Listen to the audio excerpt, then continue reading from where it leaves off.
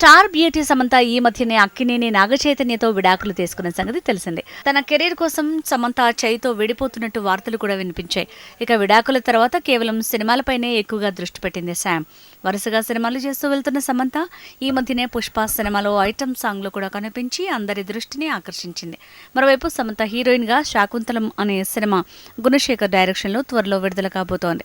ఇప్పటికే ఈ సినిమాకు సంబంధించిన ఫస్ట్ లుక్ పోస్టర్ ని విడుదల చేశారు. కానీ అనుకున్న స్థాయిలో రెస్పాన్స్ రాకపోవడం చిత్ర బృందాన్ని నిరాశపరిచింది. నిజానికి శాకుంతలం సినిమాకి పెద్దగా ప్రమోషన్స్ లేవు. ఆఖరికి సమంత ఈ సినిమా చేస్తున్న సంగతి కూడా కొంతమందికి తెలియదు.